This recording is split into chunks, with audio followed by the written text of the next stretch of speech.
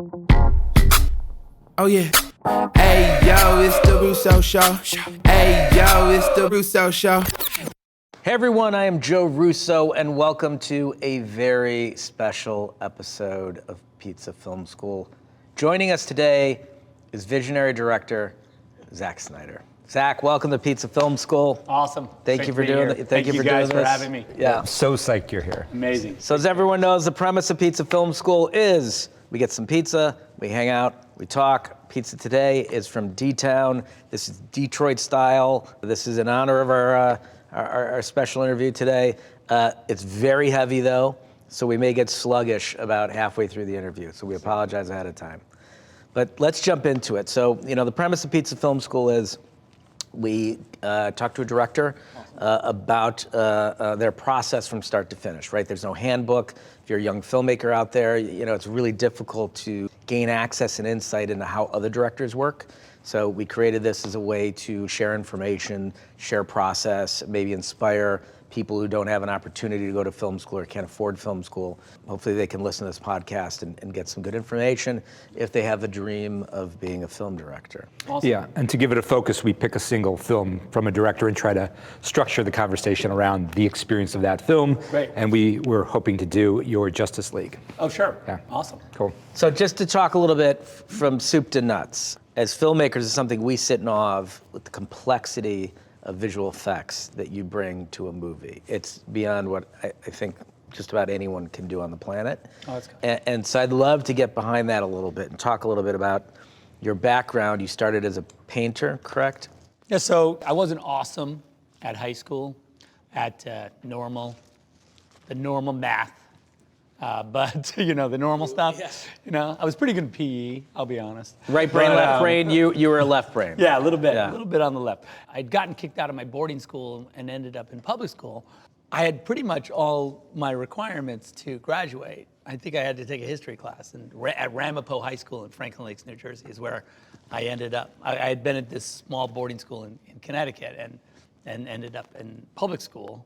And I remember I went in there and I had a tie on the first day and a blazer. Stark difference. And yeah. the guy was like, "Are you gonna wear Yeah. a tie every day?" Mm-hmm. I was like, "It's cool not to." Okay, that's fine. Did you wear it day two? No. Day two, I think I just wore the blazer. You know, Yeah. 'cause I didn't feel like it was cool not to wear a blazer. And what is it what got you kicked out of your, if you don't Well, mind me asking? I like to think that I'd been making a film in my boarding school, and it was like a remake of Apocalypse Now, but sort of set in our boarding school. And like one of the kids is sort of Kurtz. Well, the principal was Kurtz, and the kid goes to he doesn't murder him or anything. It wasn't like that, you know. That's frowned upon. But how he goes sort of insane through his pursuit of the headmaster. But anyway, so it turned out to be slightly controversial, and I like to think that's what it was. I think there were some other things, but The headmaster wasn't on board with his interpretation. No, so I like to think it was the film that got me fully expelled, and they had trumped up some other charges. But I think it was. That's amazing. But, they didn't really have a strong art department, art sort of focus at my boarding school. But when I got to public school, yeah, exactly. When I got to public school, because I had most of my requirements to graduate, I just decided to take 3 art classes. I could take 3 art classes back to back in the morning, and then I think I had my history class, and then pretty much PE for the rest of the day. It was pretty great. And so instead of taking AP classes, that's what I did, because I could have, done that, but I decided not to do it. And so I was able to really generate a pretty great art portfolio. So then I went to this school in London called Heatherley's and was studying to be a painter, even though I had done films and shot movies, all through high school. And that was kind of my hobby. I just was, when I was a senior in high school, and I just felt like being a painter was weirdly romantic. And so I thought I would do that. But then during my course of studies in London at Heatherley's, my art advisor, and maybe because my paintings were horrible, she said, you really loved making these movies, and your paintings are really cinematic. They're always is that a thing? And I said, oh, maybe that. I do love making movies, and that was fun.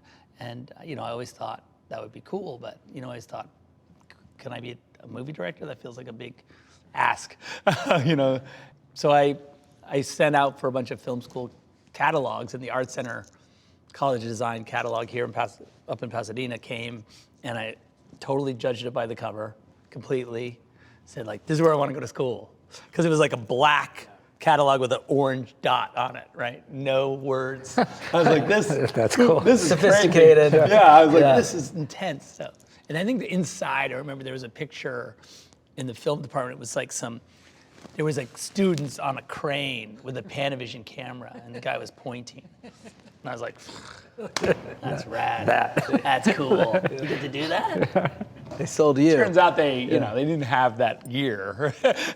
Someone had gotten that, but it was cool. But so that's how I ended up in Pasadena, and I had submitted my paintings as part of my, I had your portfolio to get in. Yeah. And my paintings, and they were like, I think that really was what got me over. While you were studying film at Art Center, did you continue painting or take classes in other arts? They have a really rigorous, the illustration and sort of art spine stayed pretty intense. A lot of my friends who I went to school with couldn't really draw and aren't awesome at painting or drawing. Great filmmakers, but just don't have that skill set, which is 100% not necessary to make a movie. But we're really complaining about about the rigorous kind of like having to paint swatches and make grayscales out of gouache and all that they forced you to do. They hated it and didn't do well at that stuff, but I loved that part of it. And to this day, I draw like 90% of the storyboards for all the movies. I draw them all myself. And so it's super exhausting, and I don't recommend that.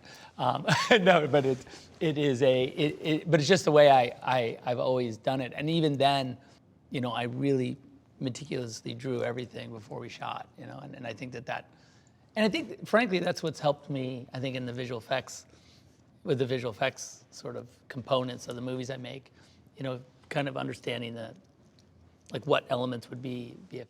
Well, they're very rich and textured, and the use of light is very painterly. It wasn't until I found out, did a little research a few years ago, I was like, how does he do this? And I found out you had a background as a painter. I went, okay, that all makes sense now. Because one of the hardest things to do on movies of scale is communicate vision, right? Because that vision has to be translated to thousands of people. And anywhere along the way, that vision can get corrupted, right? Because there's an artist somewhere in London, right, who makes a decision, on a sequence that suddenly sets off a whole different, lighting pattern for that sequence. And it's, when you're working on movies that are this ginormous, you have to keep your arms around it in a way. And it's hard to. And you have to communicate. It's really hard. Yeah. But communication is critical, and it was something that we introduced. Anthony and I started saying we should be doing keyframes, critical keyframes, where we're bringing in every member of our key department, our A operator, our DP, production designer, and everyone is contributing to these keyframes per sequence, right? So the process we would use is we would have a keyframe that was distributed to everyone. It was on set, we'd blow it up, it'd be in the corner, everyone knew exactly what we're trying to accomplish. So sort of like, this is the look depth, this is it. Everybody understands, this is where we want to be. Every department is driving at that image. We give it to every VFX company that was contributing to that sequence, this is what it is, and we would use that for consistency throughout. Certainly the only way we got through Infinity War and Endgame was doing that, was bringing this level of specificity as a way to communicate. Because we're not talking to every artist. We're not talking to every, Impossible. You're not talking to every VFX company. We had a strong relationship with ILM. We'd go up there once a year and hang out and meet as many people as we could. But you can't do that for the 9 other companies that are also working on your films. And even then down the ladder, there's still 1,000 guys that are, contributing. So yeah, For sure, exactly. How are you doing it? How are you creating that consistency? I think it's in a similar way. A really good friend of mine, this guy Jared Parrington, who I work with on a lot of. Basically, I'll do sketch and send it to him, and he'll knock up a giant painting of it, you know, that's really, and we'll go back and forth on it, and it's basically the same thing. Like, I really try and generate as much art as I can on a sequence, or even the set design and everything, you know. The problem is, like, you know, when you draw the storyboard, and I'm like, oh, the door really needs to be hinged on this side, because, you know, I'm going to be like, because you drew the whole sequence. But a lot of times, you know, at first I found that those kinds of details weren't necessarily, you know, everyone would be like, oh, you know, like, how seriously does he take these, these drawings? The door really need to be like, right. They really need to be like, Oh, that's a nice image. it's cool, but, you know, and I think that over time, that one part of it, as far as the specificity of the drawings, and like, look, it really does need to, in order, because if you flip the door, it kind of, everything's, like when he opens it now, he's covered. You see, like, you can't, so like all of that ripples. And so, but for me, like, the sort of creation of those, in a very similar way to what you do, these kind of keyframes, and they'll be, depending how much I like the scene, you know, or I'm into it, or it's really fussy, there might be, you know, a number of those kinds of paintings that I do for particular sequences. Then I just try and really get at the drawings really carefully. And I do find it a really great tool just to get everybody on the same page. What happens is I start to split off from the script a little bit, right? Because what happens is when I draw the storyboards, I do, because I'm kind of blocking, the first blocking pass is what I do with the drawings. Because when I'm drawing, I'll be like, if I had written the script and then drew it, you know, the rewrite in the drawings happens a little bit. Maybe a little dialogue tweak, because like, if I'm drawing like, oh, it's an over and then some close-ups or whatever, and I'll write the dialogue under the drawing, you know, and sometimes I'd find like, oh, I wrote that, you know, they come in the room and then there's like a walk and talk over to the guy, but it doesn't really work because, you know, the room's really not as big as I thought it was, and, you know, whatever. So I can kind of do that first sort of level of, it's not editing so much as it is kind of doing the puzzling it out. So Almost the topography of the movie. Yeah, and you know how like that always evolves, you know. And then when the actors get in there, they have their own ideas, and they're like, oh, you know, I think it'd be, you know, like I want to do the scene up on top of it, you know. They, okay, well, it'd be better. I think it's better for just like here, like, you know, near each other. And then a lot of times I'll use the drawings. I'll be like, you know, I kind of drew these guys at a table, and they're like, oh, like, okay, fine. You know, so it does help.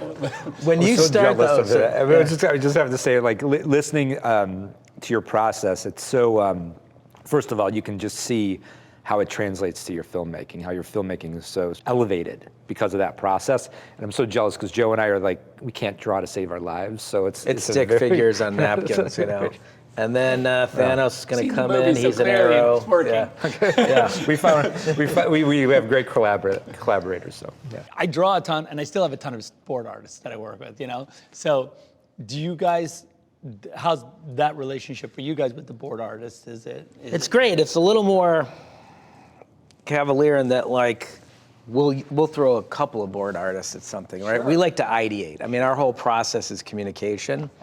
And ideation is a big part of that, like verbal ideation, because there's two of us, so we have to talk through everything. We just pitch each other ideas all day long. So we'll have an idea for a sequence. You know, you get to that point where you do enough of these movies, and you go, okay, I'm gonna need, you know, it's the third act. I got to get everybody together. We're gonna have to, you know, take this character down because that's gonna be a big moment for the audience. Who should take them down? Well, we've set that up earlier in the movie. Maybe it'll be a big payoff, and then this person shows. And so you just start orchestrating all the dynamics of it, and then we break it up into chunks, so say like a third act, and then we'll give it to different artists, right? Oh, sure. And then we work with a lot of artists, so we just, what's their skill set, right? Oh, this one's character-oriented. Oh, this one's big on high concept and set pieces. And, you know, so we'll try to assign based on skill set. And then, you know, they'll start giving us ideas, and then sometimes we'll make them trade. Okay, yeah, that's right. You know, and then they'll give us different ideas, and then, you know, we'll piece it all together, and then say, okay, here you're going to finish off this sequence, and here are the great ideas that we like, and then you get some more over here, and it's constantly shifting and moving. I mean, literally until like 6 weeks before we release the film. Yeah, and then we'll eventually, if we start to circle around ideas that really resonate with us, we'll move that image from the concept artists to the art department. And then we'll start to build it out into these key frames that we use. So the art department will then give it, or the production designer will give it its sort of framing within the movie.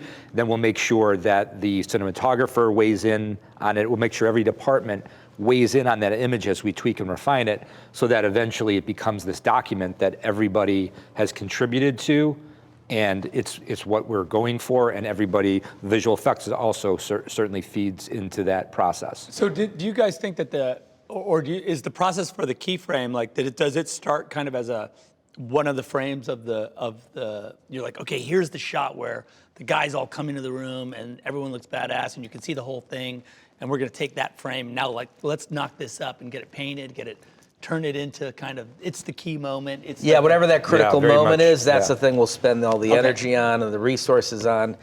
And two, we didn't mention that, sometimes you'll take board work and you'll give it to the viz team.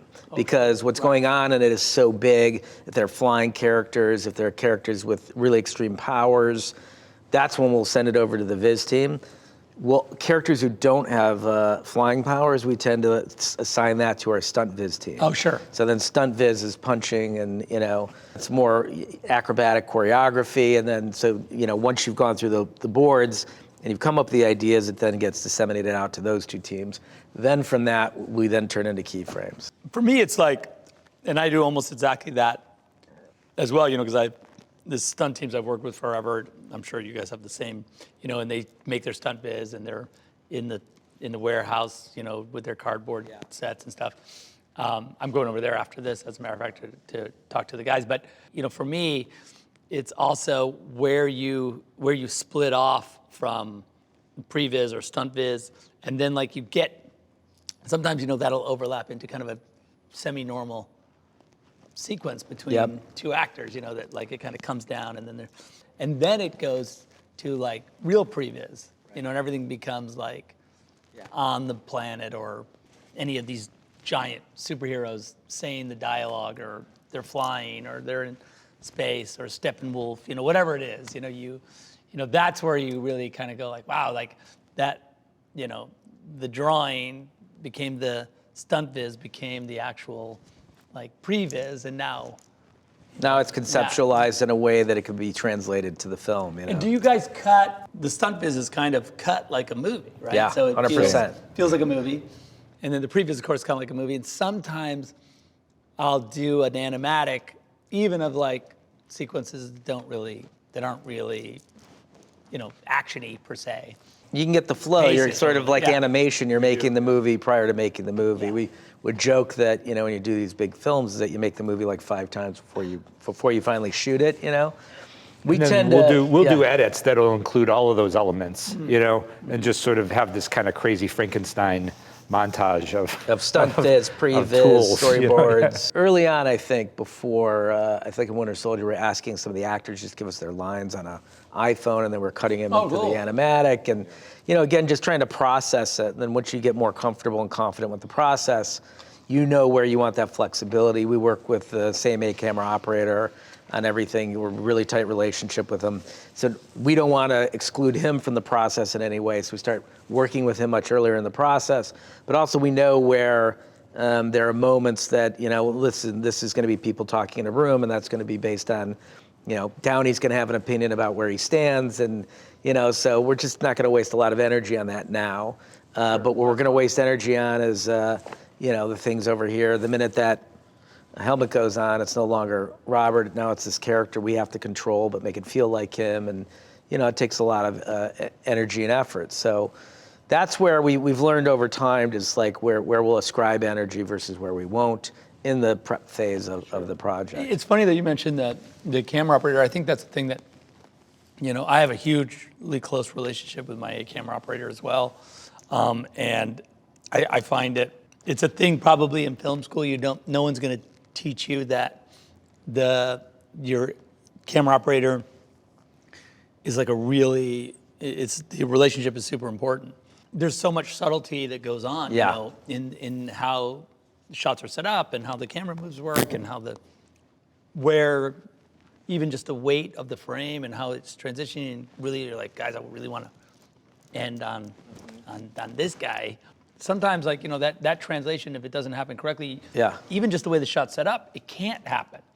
That's right. They're the direct conduit of what's in here to the rest of the world, right? Because whatever they film is what you're going to edit together, and that's the movie. Yeah, and I think that's a relationship that I don't know that is really talked about very At much. all. No, We agree. we find that our process as directors has gotten much stronger and more dynamic as our relationship with our camera operator has developed. I mean, it changes everything. Yeah, I worked, this guy, John Clothier, who I've worked with on all my movies. Well, the first movie he did was Watchmen, and he, for me, and I always noticed more than anyone on set, he had my drawings like in his pocket. Right. Right? And I'd always see him like take out the drawings. Like everyone else would be working and he'd be like looking at the drawings and like looking and kind of going like, yeah, this doesn't look like what we're supposed to be, like what Zach drew, and everyone would be like, oh, whatever, like they're like, we looked at the drawings a week ago, we don't need to look at them again, and so it's just and I was like, that guy right there, like I gotta stay. And they can command the set in a way, right? Because then they can start orchestrating, talking to the set department, talking to lighting, talking to the DP about, a vision. Zach really wants the camera here. They could be that individual on set who is the most important in terms of the mise en scène and the execution of the movie. And you're right, like we said the exact same thing. They don't have a class in film school that's called, a relationship between director and a camera operator. It might be the most significant relationship on a production of and a it film. really is, and especially if also the DP and the camera operator are really close and trust each other. Oh yeah, for sure. Then that relationship is really like a ballet because they can, if for instance you're saying like, I really want to just, the DP might have envisioned the scene and sort of lit the scene where maybe it's not 100% working for, everything looks good until like, you're like, I really want to get closer, like, and shit, like this light's going to shadow whatever it is, there's a million things, but if the A camera operator kind of is intuitive, we'll know like, guys, that light, it's not going to work there because they're really going to want to be here. I know it, like that. That's a huge deal. It shapes the entire dynamic of the scene, and without that guy who's kind of technical and understands what you're going to really want. Yeah. It's interesting because a lot of people think that a lot of times, and traditionally, that people would think that would fall to the DP. Yep. But a lot of times the minutia of the actual camera move and how it's framed and stuff.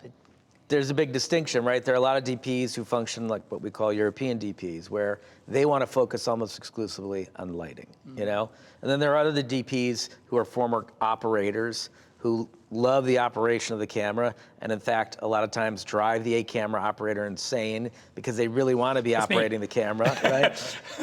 But they're different. So, the way we work is we have strong lighting DP with a really strong A operator. Right. And the two of them work well together, but the A operator is responsible for the camera, how the camera moves, lens choices. They do it in discussion with the DP, but the DP lights, and the DP lights beautifully.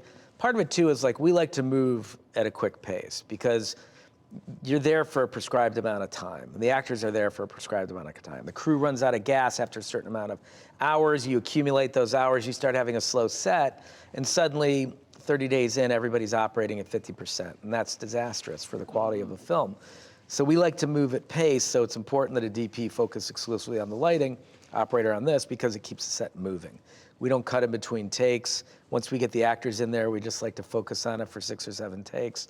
Nobody has to go to the bathroom or get a smoke, and it really just keeps them focused on the work, allows us to, because we like to build performance through layers, so every take is like a different opportunity for us to try to get another shade that we're looking for, rather than trying to get them to do it all at once. And then we can compound those or build those how we want to in the edit room. Cool. Yeah, for a second, I want to go back to film school for a moment. Yep. Because, part of the goal of this conversation is to make, the process accessible to first-timers or people just trying to find their way into filmmaking or think about it, especially when they're coming from places where they don't have a lot of resources for that. There's a lot of controversy right now around film school recently in terms of like, it's expensive, it takes a lot of time and effort, et cetera. Is it worth it? What's your sort of view of your experience in film school? And number two, when you look at I know you went went to Art Center with a lot of very successful filmmakers who would go on to be a lot of successful filmmakers. When you look at other people who went through the film school program with you, most of them working in film, or did they end up in other areas? Well, I was in a really small, when I was at Art Center, the film department was really small.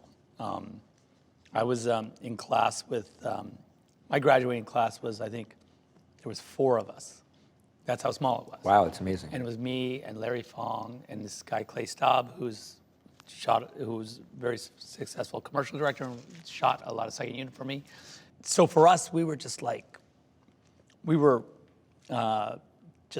Like it was just like a weird little group of friends. And, there was a lot of talented filmmakers in the classes right around me. And Michael Bay and Tarsim, a bunch of guys right, a year ahead, a year behind, but all of us kind of together. I do think their voice is very similar to what, I don't know that they changed tremendously in film school. I would say the only thing, one of the big benefits of film school is that you can fail kind of a little bit, You can fail and it's not that big of a deal. It gives you a laboratory. It gives you a chance to take some cuts, take some swings, and not have a studio go well, that was no good, so you're never working again. Now you know what I mean? Now you're in movie jail. Yeah, exactly. Forever. Yeah. And I think that to me is the cool part of film school. That's your chance to do something weird. Go for it. Don't. What's interesting about. But the voices. Those people didn't change. That's the thing that I think. Right, they were that's the intrinsically argument. who they were when they got there. Yeah. It just gave them an opportunity to play around with equipment, think about ideas, be inspired by ideas. Find some like-minded right. souls who You they and can Larry become worked together for collaborators years. Yep. Larry's Coming out one there. of my best friends. Yeah. He shot a bunch of my movies. Yeah, amazing. It's a very funny story. I collaboration. worked with Larry on a pilot 15 years ago. And there's this thing our crew refers to as Agree to the Russos, because we try to run 4 units all the time. We're like, okay, the studio's giving us 30 days. Well, we're gonna get 60 days of work in 30 days. And I remember Larry was halfway through the shoot on this thing, and I was producing. I wasn't even directing it. And I remember he turned to me at one point. He goes, "You are insane." And I was like, "Larry, get a camera up top at the top of this tower. We need another one down here, and we'll run a unit over there. I just need you to light all 3, and we got to do it by 6:30. Sun's going down." Seems pretty straightforward. Exactly. Pretty straightforward. But only the other unit Yeah. too. That's cool. but an incredible shooter. That's Larry. cool. Yeah, no, he's an amazing he's a shooter. great Yeah. and a great guy. Yeah. So when you were coming out of film school, did you know where you were going next? Did you have a movie in mind? Did you have a road in mind? Well, when I was at Art Center, its big strength was, commercials, TV commercials. That was or music videos. That was kind of its specialty. Just the idea that everyone would go to work was a big thing. Everyone, the school and Art Center as a school, they pride themselves on really creating skilled artists that know how to work in the world. And that was a big thing. When I left school, I had 5 or 6 TV commercials that I had done in school. And they were pro quality. I went straight to work, I was 25 and I was shooting, I was on working. Yeah. And then over the next 10 years, from me being from 25 to 35, I just shot, a ton of music videos and a ton of commercials. And really, for me, that was the real school for me in a lot of ways, because I made every kind of shot I could think of. When I was a director cameraman, I was the DP director, and so when I got Dawn of the Dead, they said you can't shoot the movie. The directors don't shoot too. And I was like, okay. Right, we want you in the chair. You got to focus on the stuff.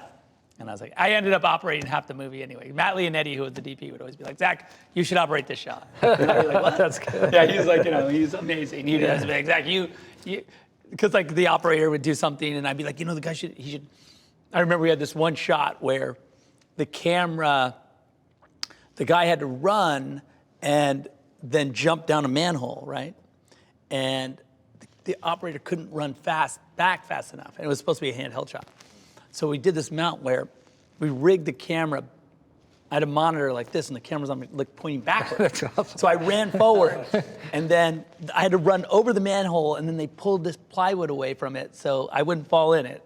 And then and the hardest part of the shot was I had to tilt up because the camera was tilting down, right? So your brain, it doesn't work, because you're watching the guy, and then like he jumps down, and you have to go like this, right? So, and I remember, and Matt was like, Zach can do it. Let Zach do it. Because like the operator tried to do it, but he kept tilting down, instead of like you just short circuit. Right? But by the way, we have to cut this shot into the pizza film school somehow. It's right when they come out of Andy's gun store and after the explosion. And then, so when you were doing commercials, was that also a film school for you? 100%. Right? Commercials was a huge. Yeah, you're trying everything in commercials, right? Yeah. Because something interesting about a lot of working visual in effects. Yeah. That's when my relationship with visual effects really started. It's limited storytelling time, right? So a lot of it's hyper visual. Super efficient. You can play with different crew members, different kinds of equipment, every toy in the world, because sometimes the budgets are exorbitant on them. But got to that eventually, Yeah. That was part of commercials for us too, was just we always say this, you want to be a good carpenter, you got to build a lot of tables, So you want to be a good filmmaker, shoot.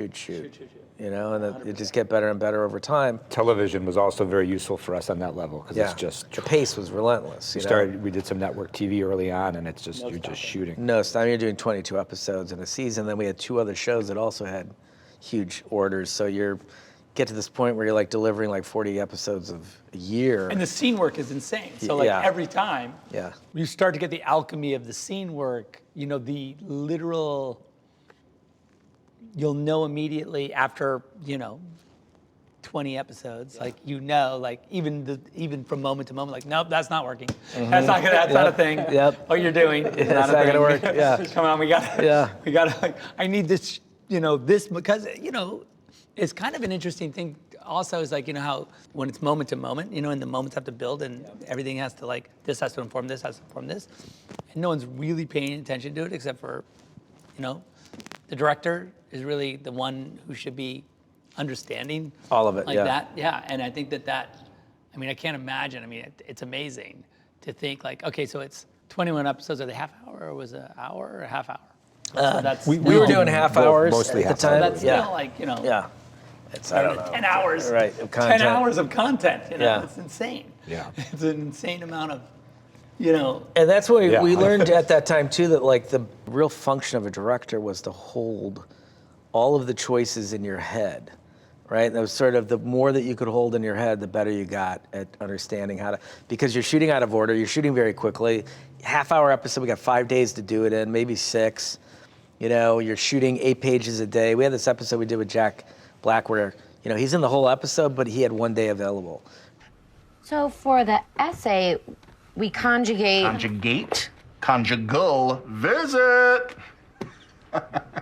Lame. Okay, stick and move. Right, so we had to shoot with a double, and everything had to be conceived and constructed in a way that worked. When we didn't have Jack, we had to know we'd jump from set to set to set with him. We'd shoot just his close-ups, maybe get 1 wide shot, move on, go to the next set, and then we had to go back through and cover the whole thing over a double. And I realized you have to hold all this in your head. And the more I held it in my head, the better I got at doing it, And so, this will lead, I think, to script. We talk a little bit about script. Like, script for us is the Bible, right? We spend a lot of time on the script, almost all of our prep. And in fact, to the point where, the AD starts knocking on the door with us and the writers going, you guys got to come out and start talking to people about what, we're like, it's in the script. Almost. But that's really, it's critical Slide under the door. Exactly. That you communicate exactly to the thousands of people who have to read that script and know what to do every day, exactly what's in there. And we will put notes in that tell the, hair and makeup what we're looking for. And, so we try to make sure that the plan is really, really solid so we can chuck it. Does that document evolve? Say you give it to me and I'm the studio, right? Yeah.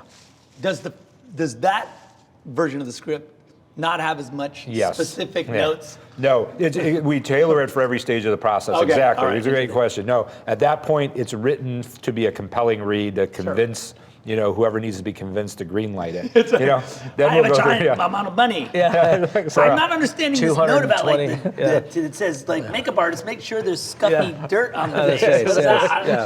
yeah. Should be sweaty. Should be sweaty, right? That's right. It's a weird sentence. But it's true, like you focus all of your energy when you start purely on storytelling. We have a codified process that we created, working with the same 2 writers through all of our Marvel work. So Christopher Mark, Steve McFeely. And that codified process was made up of a lot of stuff we had learned in television, using a writer's room and using a bunch of creative minds sitting together. We believe in this thing called the mastermind principle, which says that 2 minds are not doubly better than one, they're exponentially better. So we're big believers in best idea wins, and we have to be available because we have to be available to each other, so we have to be available to ideas coming from other people. So that process of working on a story, so say Kevin Feige pokes his head in the room and says, we need Civil War, we go, okay, great. When do we have till? You got a year. All right, we better work fast, and now we get our codified process out. Okay, let's iterate for 2 or 3 weeks. We're gonna talk about what the potential stories are. Then we're gonna start to put something down on a piece of paper. It's 3 pages long, right? But it's all the good story, stuff, right? yeah, three Page pages 1 long. is Act 1, Page 2 is Act 2, Page 3 is Act 3.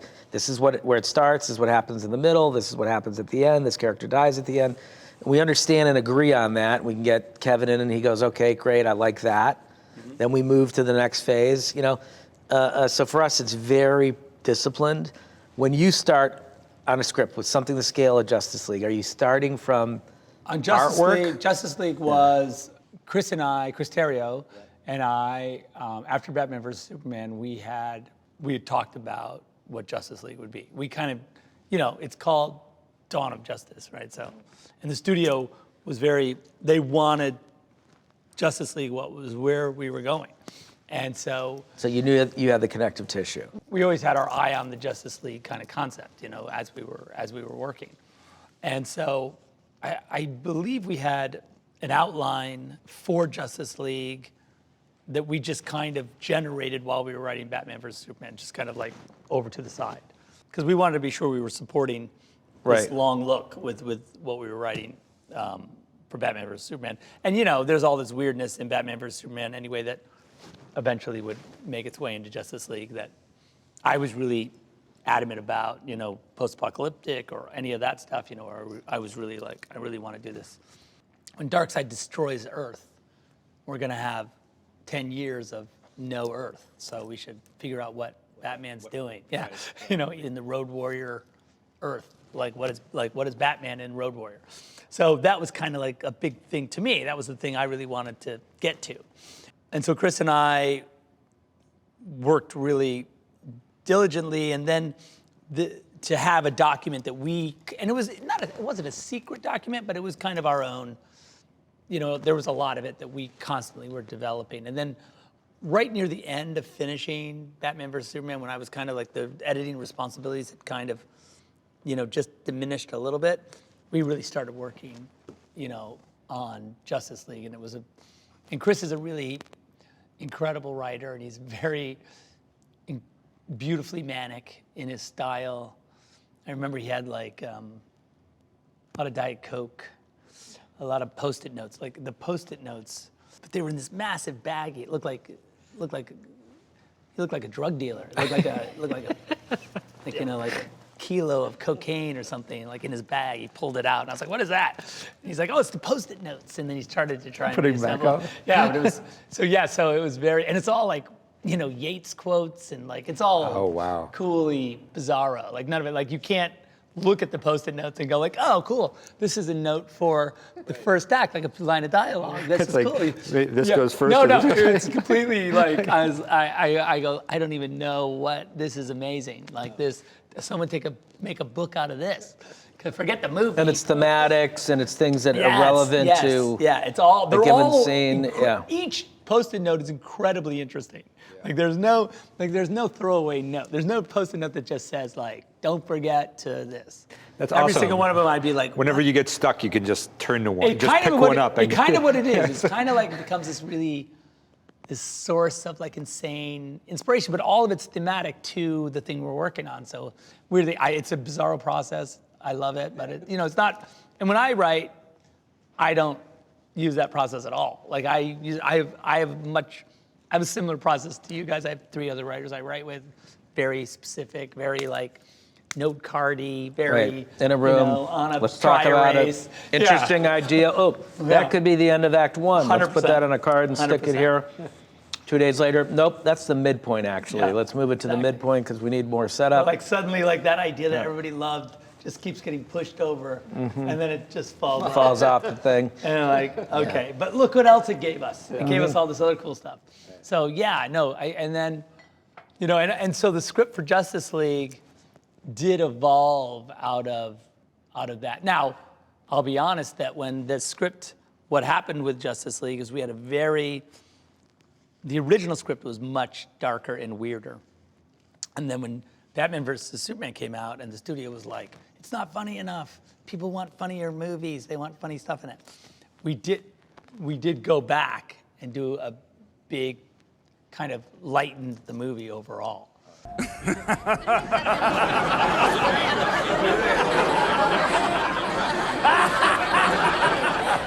How dare this dog speak to us like children? And I would say that Justice League, my cut of Justice League, is in between I always preserved some of the more intense stuff that I shot anyway. Yep. I thought that in retrospect, they would maybe want. Making sure I, of course, had what was on the page, but we had this other script. I think in the original script, Lois and Batman got together, briefly. And there was like this whole, there was this whole other thing that everyone was like, oh my God, you can't do that. So we were. By the way, I love that. I wish you did do that. Yeah, because Superman was dead. I was like, and Lois is a pretty amazing person. And so like. But it also brings her into the story in a way. It's complex, like, she's it's surprising. Not really, her part in Justice League is really, we had written it, especially since I had Amy, and Amy's like a genius. I really felt like we should lean on Amy, because she's just a great actress and like a force of nature. And so, and I just thought it really felt like and then I love the idea of like setting up this sort of concept. It's sort of like when you're, in a movie like where the husband goes off to war and he's dead and the wife moves on and then the husband appears. Yeah. Like I'm not dead. Yeah. Like I'm fine. Like, how do you deal with that? Yeah, how do you deal with that? And that was kind of what I emotional, I was super into that concept, that, oh no, Superman can be brought back to life.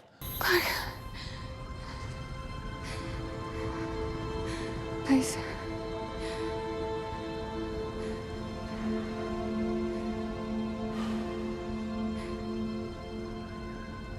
So now what happens with this? And it was that Lois was like, I'm still in love with Superman. You were kind of a thing, but then at that point, Batman had already fallen in love with Lois and was like, okay, now I'm like. It's brilliant. I want to see that. I love that. Yeah. One day. That's super cool. But so we had done we had done the changes for the studio, and we had, and I mean, look, I'll be frank, Chris and I are not the funniest guys in the world. We're not like, we're not like awesome joke writers. I don't know. I'm laughing a lot 100%. listening. I'm laughing a lot listening to you. I'll say that. But it's, it's I'm fun. 100%. I'm just 100% honest about that. And we had Ezra, and Ezra's pretty. Right. He's pretty funny. Improver. And so, he's kind of like that was kind of his role, to be the Flash and kind of be young and kind of be the comic relief guy a who little comes in irreverent and and not quite understanding, and kind of like in awe of Batman and Superman. Barry Allen, Bruce Wayne. You said that like it explains why there's a total stranger in my place, sitting in the dark, in my second favorite chair. And he did a great job, and that part was great.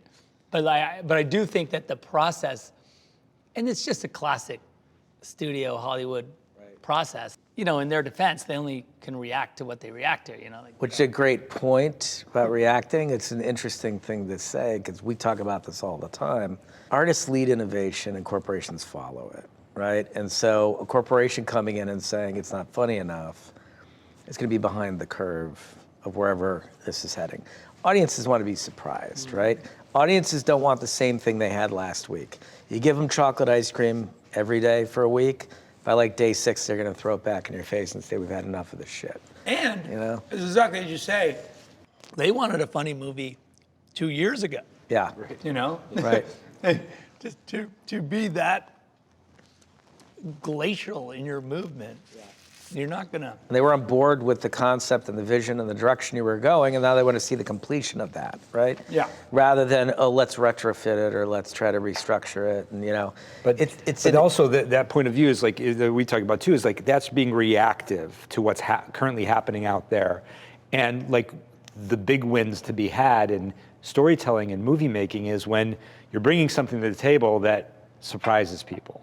Right, that's where the big wins. I mean, that's why I think where we've ended up with, I think right now we're in a really golden age of TV, in the sense that, like, TV shows are much better at being 100%. at being like showing you something not only that you've never seen before, or catching you off balance, or like making a turn that you didn't see coming.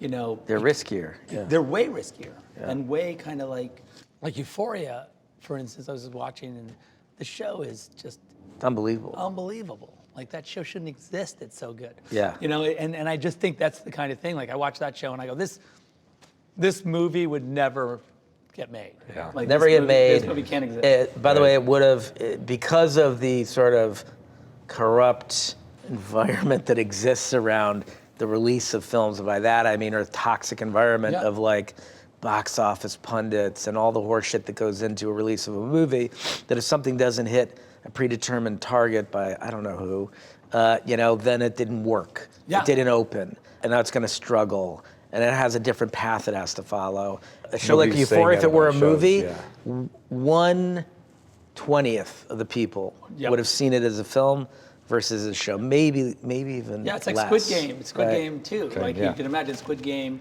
coming here as a movie would be, it's art house. Maybe 100%. no one. And now it's like hundreds of millions of people, and like, because it's exactly Euphoria and Squid Game taking you to a place you just there's no way you have any idea like where you're going or what's happening. And that, and I think that people, that's what they want. And what's compelling about that too is that, like, it's interesting, the format, your cut is 4 hours long, right? Anthony and I say this all the time. We grew up on movies, we love the movie experience. Doesn't mean that my kids have to love the movie experience, the movie-going experience. They don't have to love watching things in a theater. They have very different relationship to technology than I did as a kid. They see things in a lot of different ways. But what's compelling about, and I think why he's saying TV's in a golden age, is that it is disrupting from a format standpoint. It's 10 hours of content, it's 8 hours of content. You get different emotional impact killing a character 5 hours into a 10-hour story. 100%. Because you've just spent 5 hours with that character versus an hour. It's just different, right? Like, so you've assigned more of your time, you have more investment, and when that character goes, you feel it because of that investment. There's a lot of things happening and bubbling. That's why I'm saying artists lead innovation. Some people talk about the length of the film. You go, yeah, but you know what? That it demanded it. It demanded it because you're working in a different format. You're trying to expand a very traditional structure into something more innovative and compelling because you have all these characters. It's funny because we have even with Justice League, we did like an IMAX.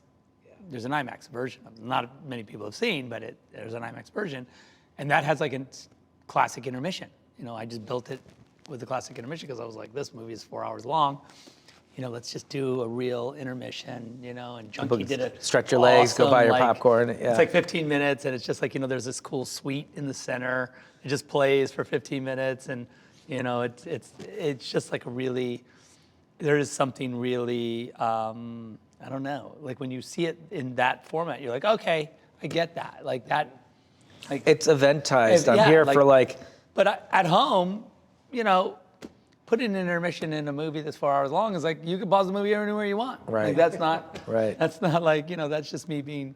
So when we did it, you know, in the chaptered version at home, I was like, you know what? Don't Don't do it. let's not have the intermission Right. on this version.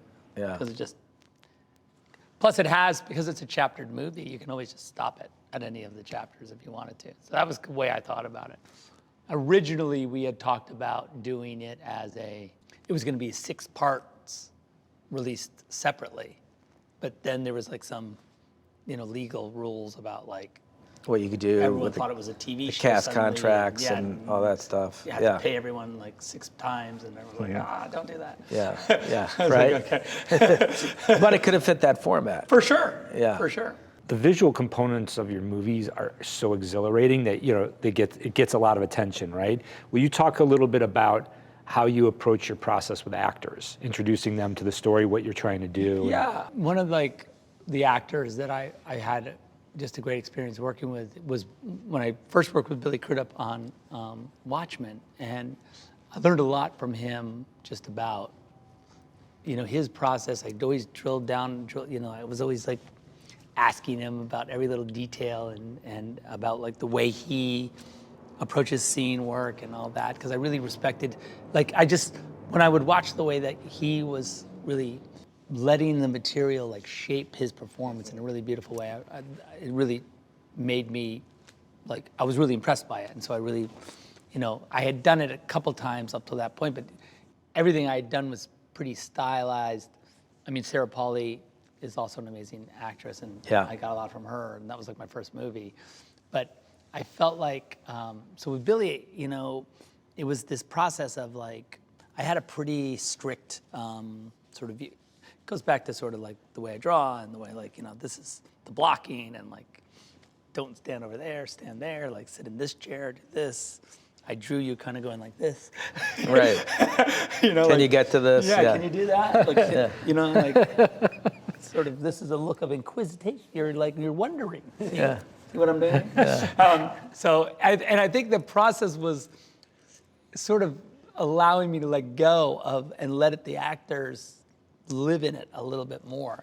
And that process for me has been, it's been liberating in a lot of ways from sort of the way I see it originally. You know, I know that, you know, there's a very fine line between, you know, releasing it completely and maybe creating chaos, and letting within the material the actors make it better, you know. Yeah. And I think that process for me has been like one of trust. And so now at this point, I do have a lot of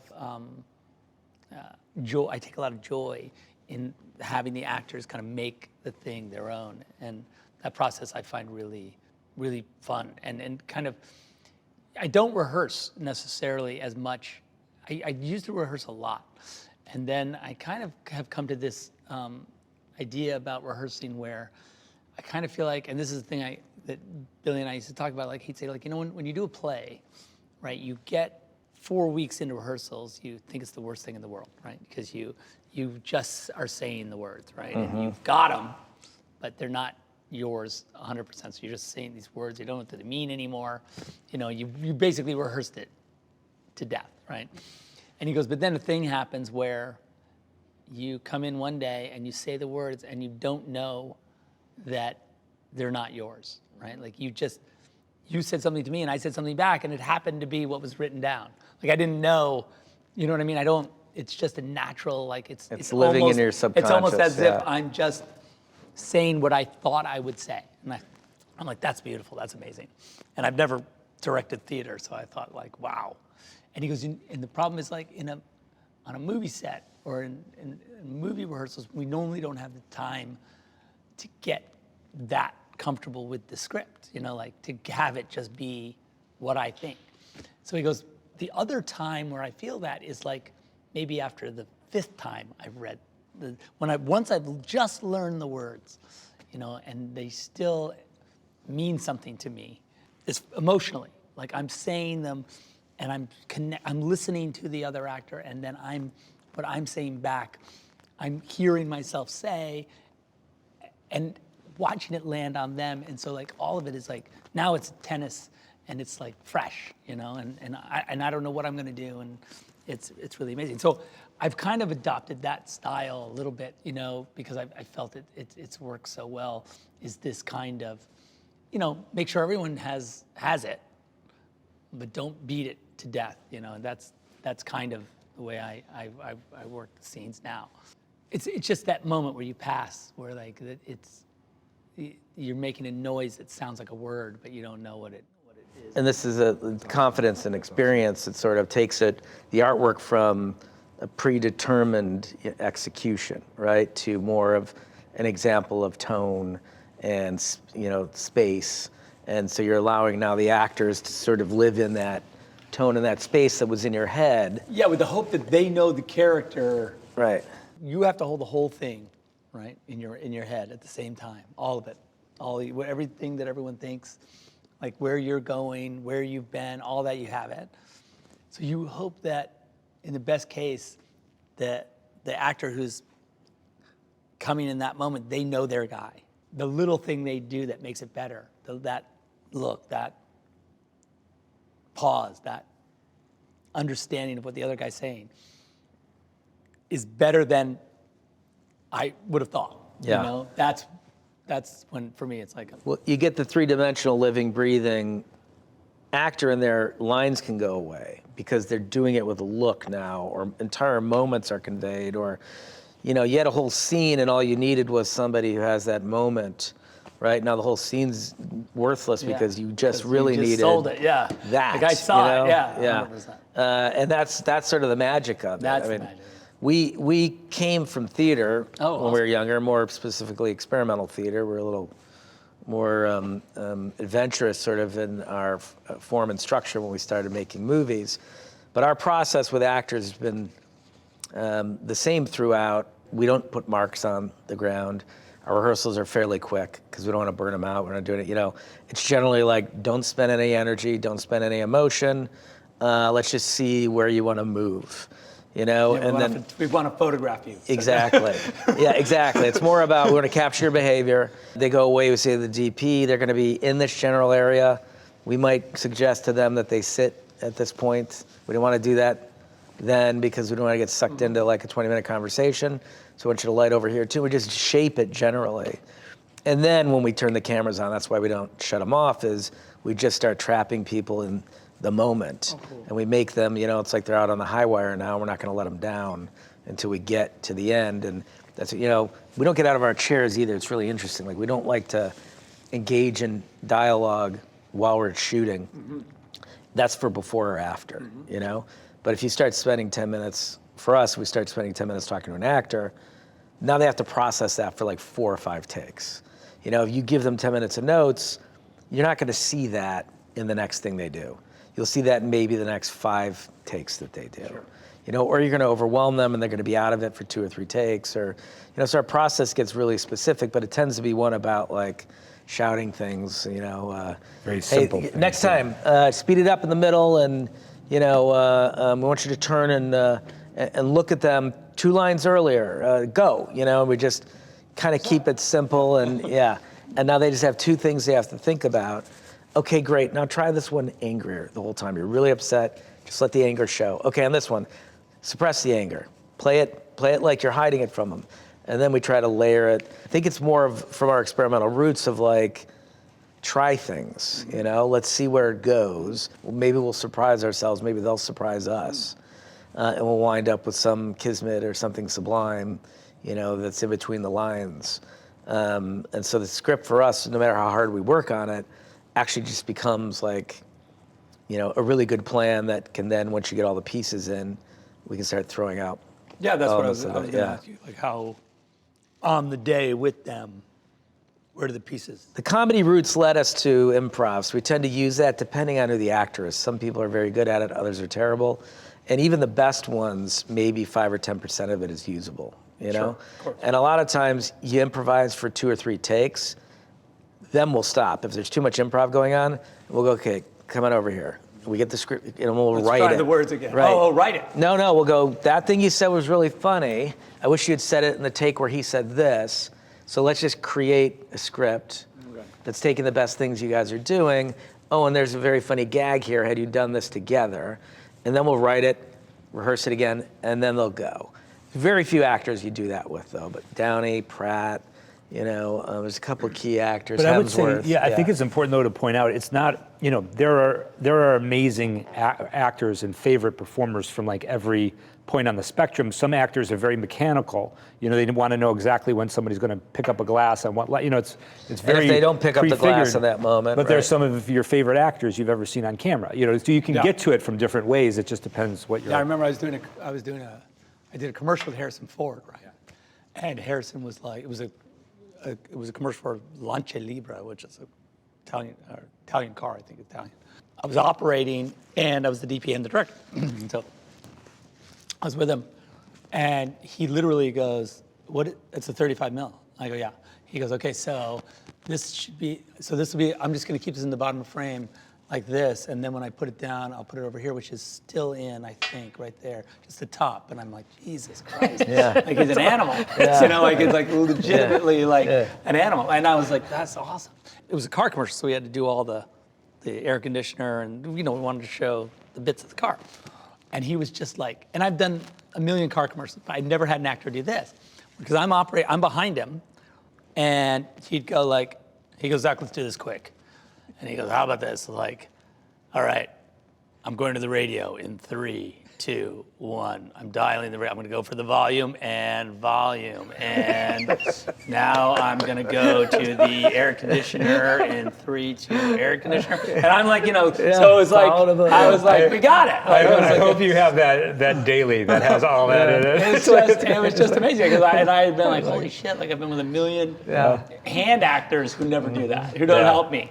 And it's just like, it was really cool. I was like, wow, someone understands like the camera. Like someone gets this relationship, to like, I'm clearly being photographed, and this is how the world is different. Now those actors blow our minds too. It's amazing. Like we always say, like especially, actor, like what you're describing with Harrison, like some actors who have directing experience will also be very savvy on that level. Or spatial awareness. Yeah. Oh, you don't want me to do that? Yeah, like people who haven't, like, or who have gotten, and then they're also amazing actors that have gotten through their career with the camera chasing them, right? Yeah. There's a lot of guys, who get out of a chair like this, and I'm like, that's not how you get out of a movie chair. You stand up, stay in focus. Can see you. Like if you lean forward. But there are people. There are some actors, though. Again, some of them are among the best actors, though. If you make them too aware of what's happening on a technical level, you'll just see them close down. That's what I mean. It's like a lot of guys, you just like, you can't. It's like not for everybody, but for a lot of the actors, I do the hands, the close-ups of the hands. I just do it myself because it's just a million times easier. And like in a lot of times in my movies, they're very gigantic close-ups, crazy, like really difficult shots, Right. And like sometimes I'm operating and doing it because I know like I can turn the thing and get it to the focal plane. That you needed that, right? Which is impossible, right? Yeah. Or you can spend 10 minutes trying to talk somebody through and be like, okay, that's No, too far. Let's try it again. Just can you see how it's anyway? But I know, so I'll just be like, okay, great. Yeah. See ya. Like tomorrow, I'll just give me can I have that glove that you're wearing? It's like I had like Affleck's. They had to make like the suit. He's a giant, but so they make me a little cuff and the suit arm. And then cut it off. You had your own. Then I could have my own, so I could like pick up things.